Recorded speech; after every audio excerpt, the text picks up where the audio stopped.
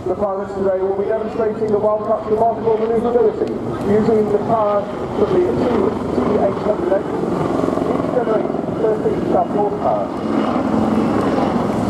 Getting the wing over now, later on they'll be demonstrating the climb ratio of the aircraft, exceeding 4,000 per minute, and accelerating over 150 miles an hour.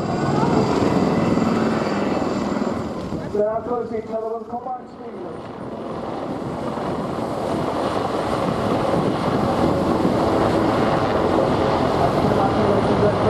Flying closely over the helicopter, really a factory as it gets to the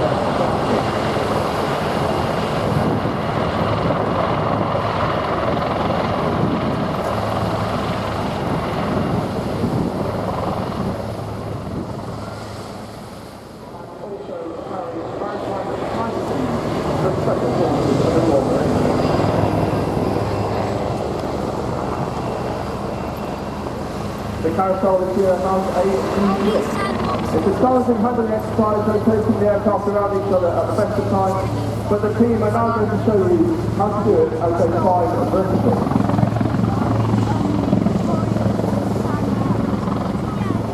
Dave in the lead aircraft is not even looking at Woody at number 2, but he's concentrating on the ground position while Woody rotates around Dave.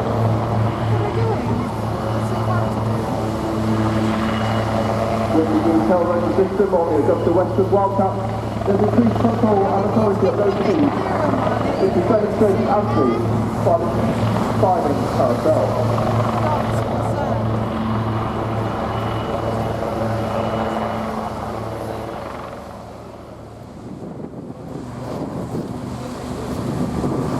Back into line of show now, and those of you in crowd centre can see the stage is disappearing behind Dave is playing hide and seek again.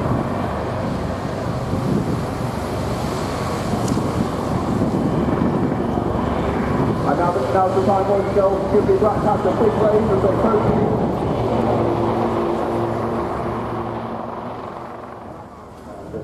We're delighted to say, still flying here with us today.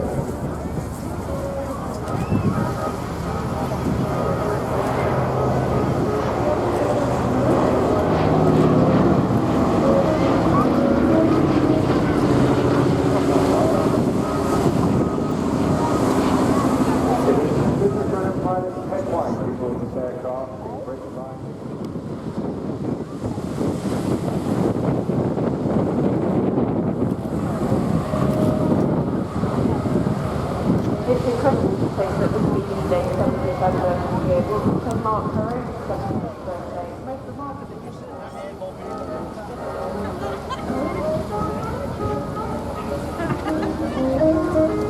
Yes, from the prototype's first flight in 1935 right to the end of production in 1945, over 12,700 B-17s were produced. Final version, first flown in 1943, was the most numerous production model, totaling 8,680 aircraft. Carrying a crew of 10, the B-17G was powered by four 1380 horsepower Wright Cyclone engines, giving a maximum speed of 300 miles an hour at 25,000 feet, although generally she cruises around at a more sedate 160 miles an hour.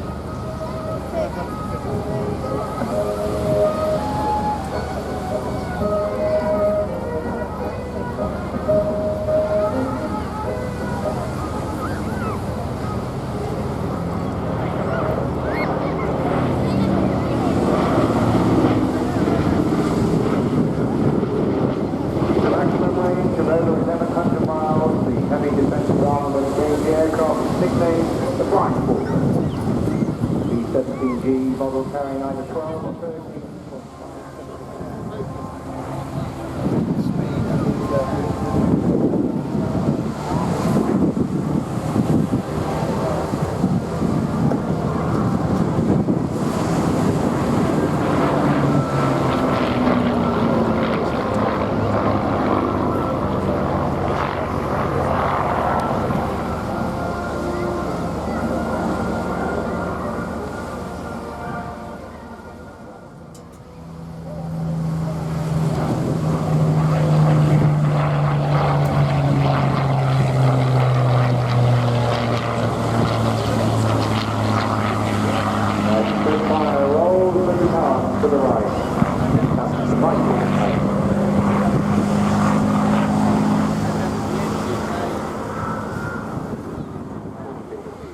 a major part in achieving the victory of 1945.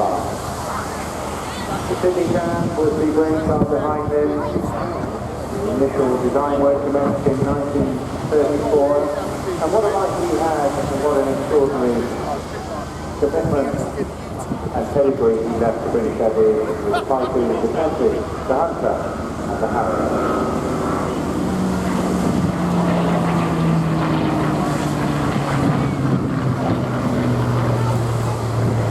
Prototype Hurricane made its maiden flight in November 1935 and delivered to the Royal Air Force.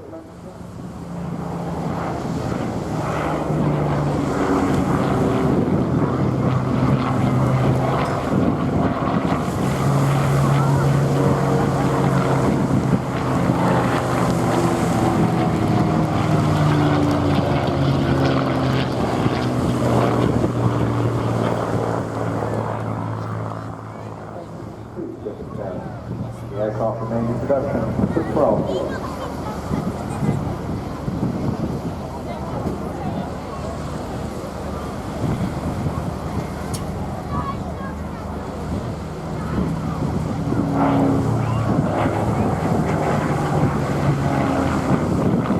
Prototype maiden flight in space in March 1936, the Mark 1 Spitfire left the Royal Air Force Service to number 19 Squadron.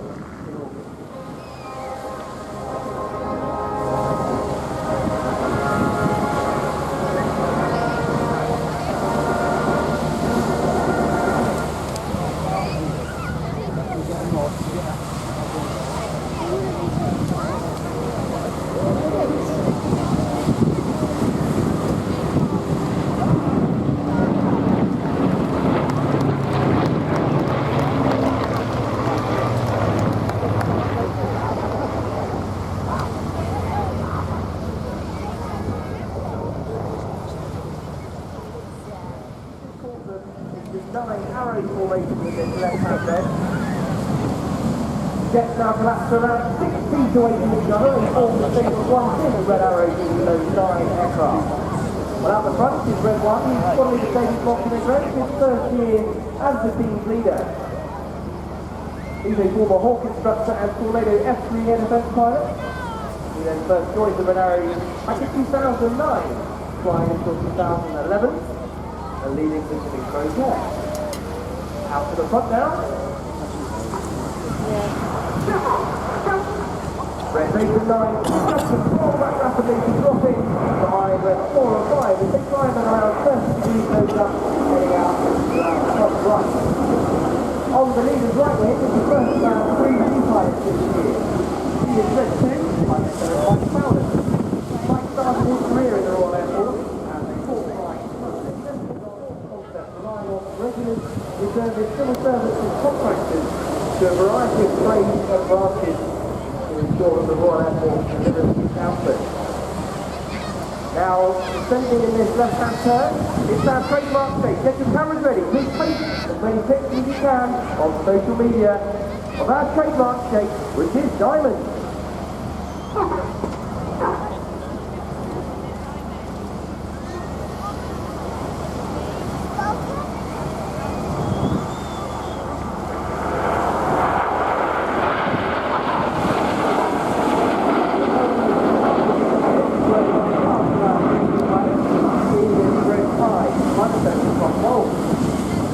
Started his career with his dropped on the Apollo aircraft in the space and fast jet training. So the 5 aircraft on Edith, fan out on the top, keep your eyes on Zippo!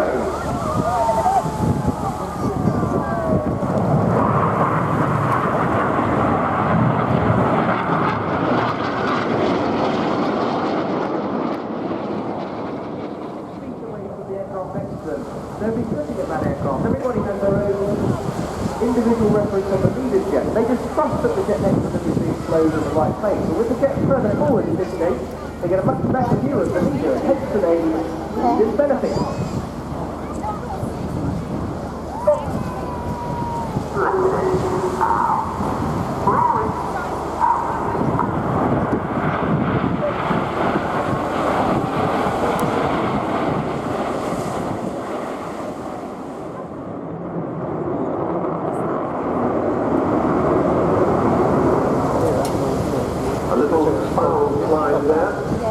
and she'll be coming back down again. One of the problems with Vulcan, particularly in this format, she lost so much weight since she left the airport with all the military equipment.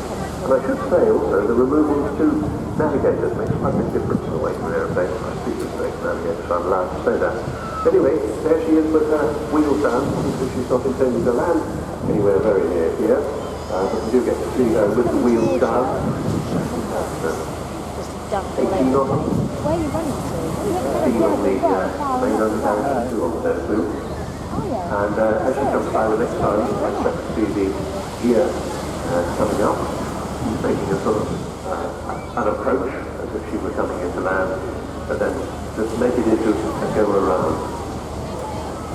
The Army has had Vulcan since 1956. They were designed to carry the British nuclear deterrent. This was one of the aeroplanes that protected us against the awful possibility of nuclear holocaust. We did really believe that it might happen.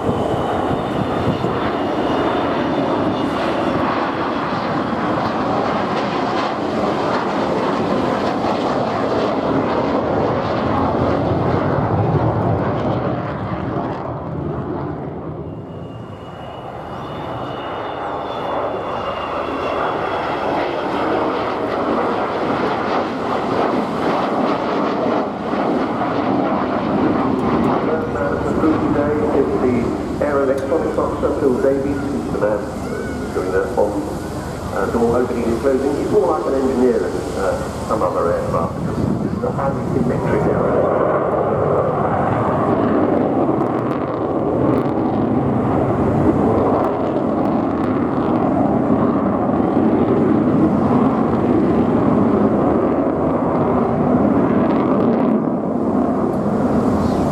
Perfect picture of the highway over there against those clouds. What a beautiful backdrop to have this wonderful aeroplane displaying in front of us. But, as we say, this is going to be the last time she'll display here. And why is that happening? Well, 3 technical authority companies will finally bring her flight line to a close. BAE Systems, Rolls-Royce and Marshall Aerospace, they decided they can't continue to support her after this season. And without their support, she loses her civil service supply. It's nothing to do with funding, nor about the supply of parts.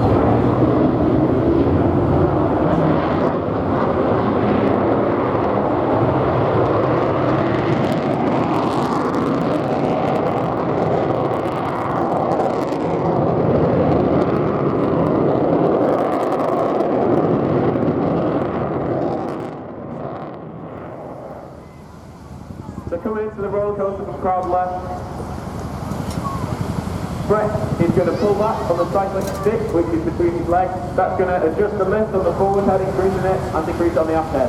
That pitches the aircraft up to the sky, as you can see there. So for the next part of the roller coaster, he's going to do the opposite. He's going to put the stick down, increasing the lift on the aft head, and decreasing on the front head, pointing the aircraft at the speed. All of today's crew, as I said, 27 Squadron Royal Air Force, in Hampshire, we're all an operational squadron, and this isn't our full-time duty, this is what we do on the weekend. Today, we cover small squadron duties and national standby, and also we to assist in any crises around the world or in the UK.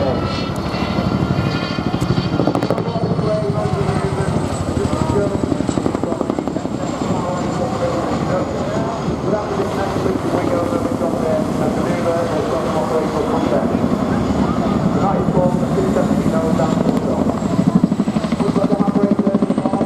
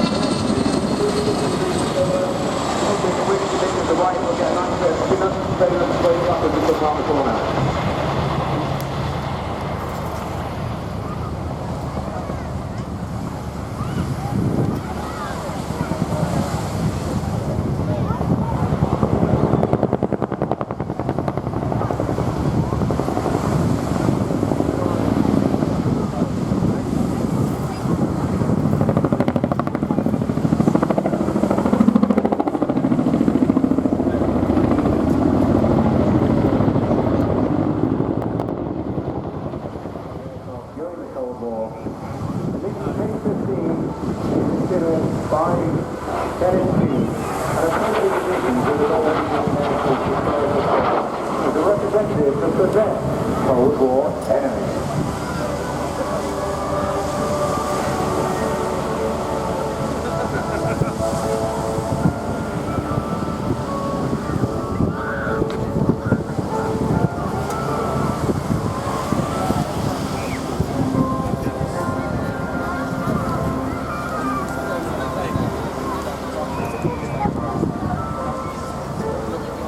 Is also well known for its role in the Korean War and the conflict which involved our own Royal Navy when they were operating Vulcan XH558.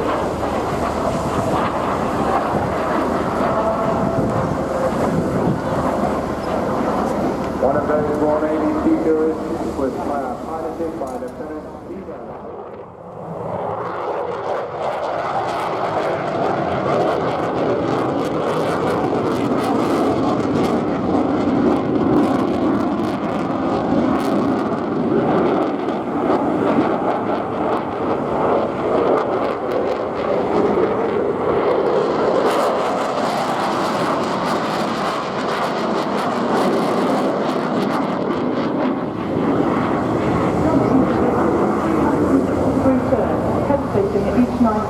So it's a technically demanding maneuver to fly and requires excellent hand-eye foot coordination with the jet on the night edge.